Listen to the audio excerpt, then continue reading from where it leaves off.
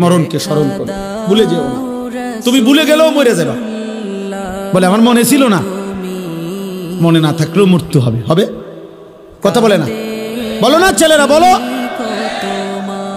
তুই মরে যাবে বাপ। এই মোবাইল থাইকা যাবে, ফেসবুক থাইকা যাবে, এগুলো হারায় যাবে। তোমার চোখের ওই নারীও হারায় যাবে, হয়তো কোনোদিন আর মনেও পড়বে না কারো কথা, কিন্তু গুনাহগুলো সাথে নিয়ে তোমার হাসরের ময়দানে দাঁড়াইতে হবে। এই পাপগুলো নিয়েই তোমাকে দাঁড়াইতে হবে। এই জন্য আমি কিশোর নওজোয়ানের পরিবর্তনের খুব প্রত্যাশী। আমার এক ছোট্ট জিন্দিগি প্রয়োজন, আমি দিয়ে দিলাম, কিন্তু আমার একটা আশা, মুসলমানের নওজোয়ান তোমরা ইনশাআল্লাহ ফিরলে, তোমরা যদি ফজর নামাজ পড়ো, এতগুলো ছেলে ইনশাআল্লাহ কদর কসম ইসরায়েলের কুত্তাদের কলজা সুদ্ধা নড়ে উঠবে ইনশাআল্লাহ। সেজদাবিহীন বিজয় আসবে না বন্ধু। স্লোগান দিলে হবে না, শুধু স্লোগান দিল। স্লোগান আমিও দিতাম, জানি আমি ছাত্র জীবনে স্লোগানে সেরা ছিলাম। ঢাকা চৌধুরীপাড়া যখন পড়তাম দাওড়ার কাম থেকে গিয়া, তখন স্লোগানে সেরা ছিলাম। হুজুররা আমারে স্লোগানের জন্য নিত, পুরো এলাইতাম পারো স্লোগান দিয়ে। আলহামদুলিল্লাহ, আমার বড় ভাই, আমার মনে আছে, বড় ভাই করছে আমি চলেন পুরো এলাম প্রমাণ দিয়ে। 2-4 ঘন্টাও মিছিল করতে পারতাম, একটা কোনো বিশ্রাম ছিল না। স্লোগান দিয়ে হবে না দোস্ত, শুধু কলিজার খুন কপালের এই সেজদা মালিককে দিতে হবে ভাইয়া। আরো 100 বছর চেষ্টা করেও কাফের বেঈমানদের সমপরিমাণ অস্ত্র, কাফের বেঈমানদের সমপরিমাণ ক্ষমতা, দুনিয়াবি আসবাব আমাদের হবে না। আমাদের বিজয় আমাদের ওই রবের কাছে, আমাদের উপরে যিনি, তিনি আমাদের জন্য যথেষ্ট। আমরা যদি যথাযথ চোখের পানি দিতে পারি, আমরা যদি চোখের পানি ফেলতে পারি, সেজদা দিতে পারি, ইনশাআল্লাহ বিজয় আসবে। গাজাবাসী সন্তান খুব কষ্ট পাইতেছে বাপ। আজকেও পত্রিকা আসছে, সব পত্রিকা। গতকালকে বৃহস্পতিবার গাজার প্রায় 4.5 লক্ষ মানুষ, তারা আবার শেষবারের মতো ইসরায়েলের বেঈমান কুত্তারা বলছে, গাজাবাসীরে মাইকিং করে শুনাই দিছে, তোমাদেরকে পলায়নের জায়গা ছেড়ে দেওয়ার শেষ সুযোগ দেওয়া হলো, এরপরে আর বাঁচতে দেওয়া হবে না। ছোট ছোট মাসুম বাচ্চা নিয়ে মহিলারা খালি পায়ে, আজকের পত্রিকা তো আসছে যে এরা হাঁটতেছে, ওরা জানে না ওরা কোথায় যাবে, ওরা জানে না। 12 কিলোমিটার পায়ে হাইটা একটা বাচ্চা একটা রুটির জন্য হাত পাইটা অনেক কষ্টে যখন একটা রুটি নিছে, রুটি নিয়ে যখন ফেরত আসছে, এই কিছুদিন আগে পত্রিকা আসছে, 12 কিলোমিটার পায়ে হাইটা রুটিটা নিছিল। এই রুটি নিয়ে যখন ফিরে আসছে, গাজার ওই ছেলেকে গুলি করার পরে বুলেটের আঘাতে রুটি হাতে মাসুম সন্তানের কলিজাটা ঝাঁঝরা হয়ে গেছে, ও আর রুটি খাইতে পারে না।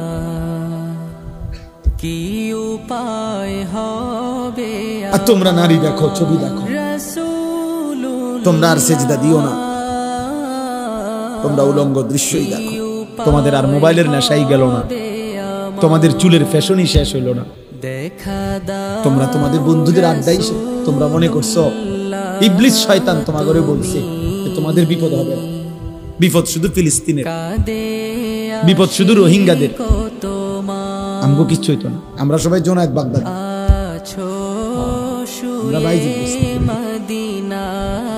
আমাদের মানচিত্রে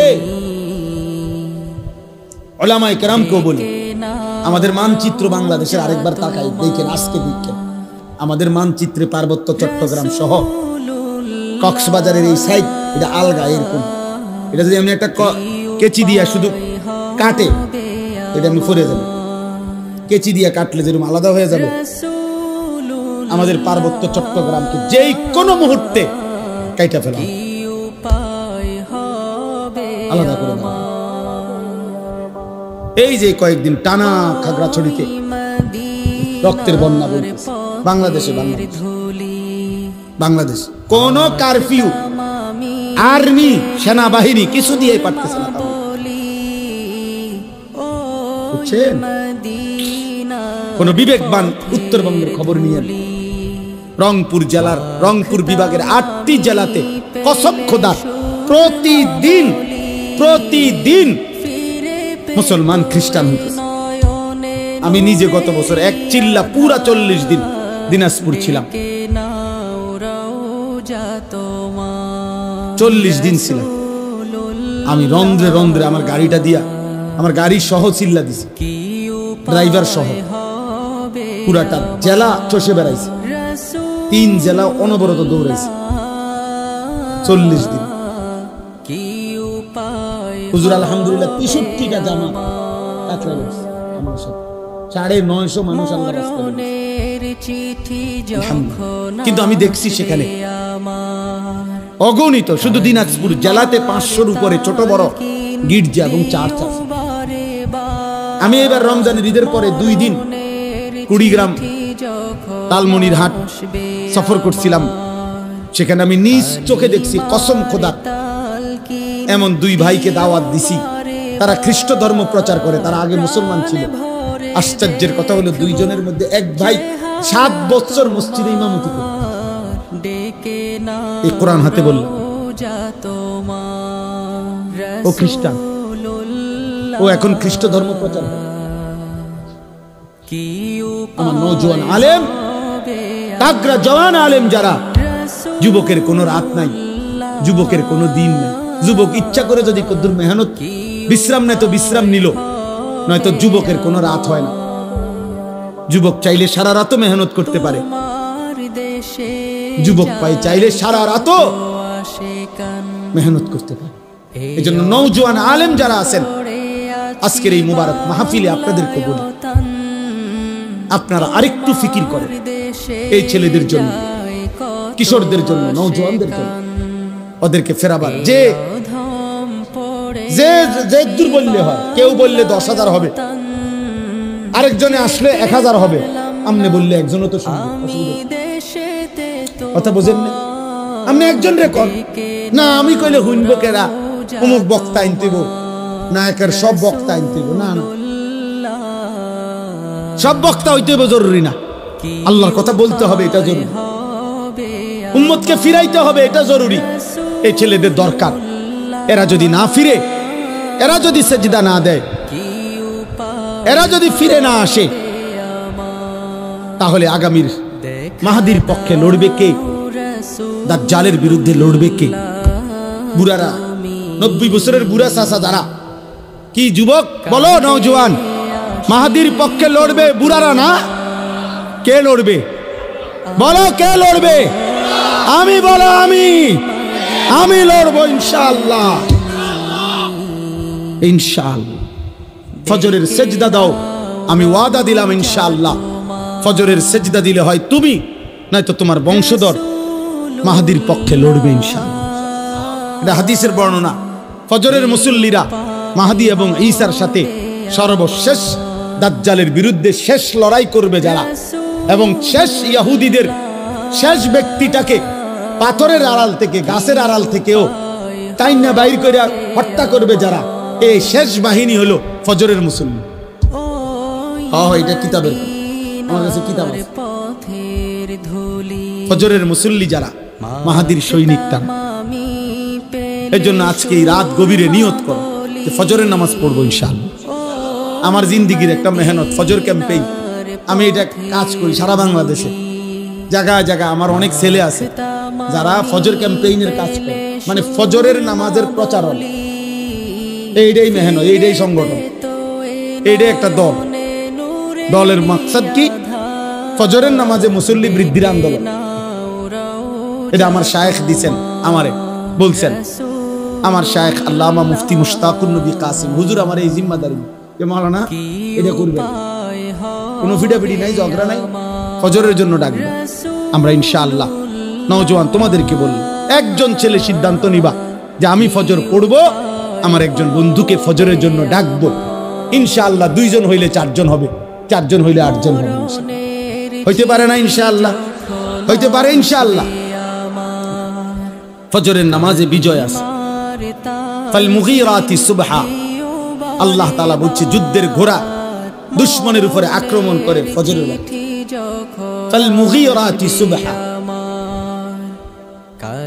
ওয়াল আদিয়াতি যবহা ফাল মুরিয়াতি কদহা। এই মজা চলে, রাত হয়ে গেছে। ওয়ালাকাদ খালাকনাল ইনসানা ওয়া না'লামু মা তুওয়াসওয়িসু বিহি নাফসু। এই আমি শেষ তরজমা বলি। আল্লাহ বলেন, বান্দা আমি মানুষকে সৃষ্টি করেছি। 2, আল্লাহ বলেন অন্তরের গভীরে যা আছে, তোমার অন্তরের যত কুমন্ত্রণা, গুনাহের মন্ত্রণা, ওয়াসওয়াসা, অন্তরের ভিতরে যা আমি সেটাও জানি। তাহলে বাইরের গুলা জানেনি, কথা বলে না। হাত দিয়ে, চোখ দিয়ে, কান দিয়ে, নাক দিয়ে গুনাহ হইলে আল্লাহ জানেনি। আল্লাহ বলছে আমি অন্তরের ভিতরে যেটা সেটাও জানি। 3, ওয়া নাহনু আকরাবু ইলাইহি মিন হাবলিল ওয়ারিদ। আল্লাহ তাআলা বলে, বান্দা তোমার শিরা উপশিরা, শরীরের উপরে পশম, এরপরে চামড়া, এরপরে গোশত, এরপরে রক্ত। এই রক্ত সঞ্চালন হয় শরীরের মধ্যে। কতগুলো শিরা উপশিরা আছে যেগুলোর মাধ্যমে স্যালাইনের তারের মতো সারা দেহে রক্ত সঞ্চালন হয়। এগুলোর কোনো একটা কোনা, একটা রগ ছিঁড়ে গেলে পুরা দেহের রক্তের সার্কুলেশন বন্ধ হয়ে যাবে, কিছুক্ষণ পরে লোকটা মারা যাবে। হ্যাঁ, এইটারে বলে ওয়ারিদ। এই যেই রগগুলোর মাধ্যমে, ওই উপরের এগুলো না, রক্তের সাথে মিশ্রিত যেই রগগুলোর মাধ্যমে মানুষের দেহে রক্ত সঞ্চালন হয়, শিরা উপশিরা। আল্লাহ তাআলা বলেন ওইগুলো তোমার দেহের ভিতরে যত কাছে, আমি আল্লাহ তোমার তার চাইতে বেশি কাছে। ওয়া নাহনু আকরাবু ইলাইহি মিন হাবলিল ওয়ারিদ। আমি বান্দা তার চাইতে কাছে। ওয়া মা তাকুনু ফি শা'নিন ওয়া মা তাতলু মিনহু মিন কুরআনিন ওয়া লা তা'মালুনা মিন আমালিন ইল্লা কুন্না আলাইকুম শুহুদান। আল্লাহ বলে, বান্দা তুমি যখন যেখানেই থাকো না কেন, আমার কোরআন যেটুকুই পড়ো না কেন, তুমি যেই আমলই করো না কেন, বান্দা যখন তা করতে থাকো, আমি আল্লাহ তোমার সামনেই থাকি।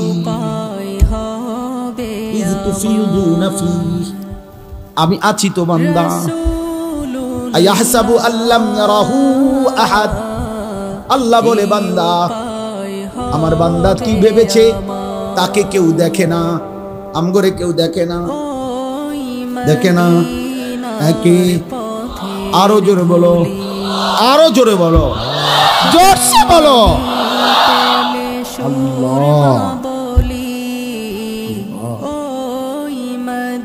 ইদ ইয়াতালাক্কাল মুতালাক্কিয়ানি আনিল ইয়ামিনি ওয়া আনিশ শিমালি কাঈদ। আল্লাহ বলেন আমি তো আছি বান্দা, সাথে সাথে ডানে বামে 24 ঘন্টা 2 জন ফেরেশতা আছে। আছে কিনা?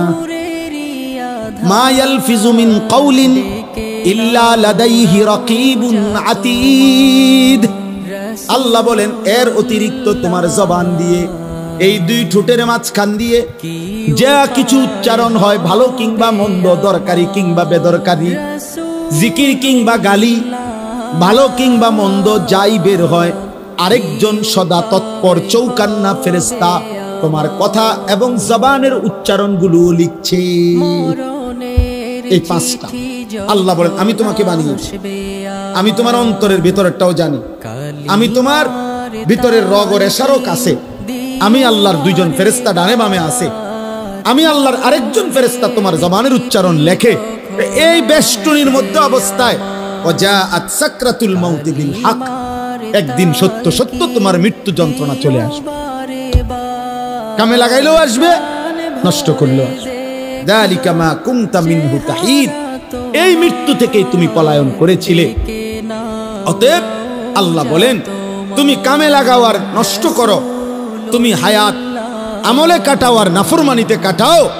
আমার এই প্রহরা, আমার এই ব্যবস্থাপনা, আমার ফেরেশতাদের এই লেখনী, আমার জবানের এই ফেরেশতার এই লিখনির মাঝখান দিয়েই তোমার এই মৃত্যু যন্ত্রণা শুরু হবে। আর তুমি মরে যাবা, কবরে যাবা। একদিন হাসরের ময়দানে তোমার এই জিন্দেগির ভালো কিংবা মন্দের হিসাব হবে, আর তুমি তখন জানতে পারবা যে তোমার জিন্দেগি কি করা উচিত ছিল, কি করা উচিত ছিল না। কিন্তু সেদিন বুঝবা, লাভ হবে।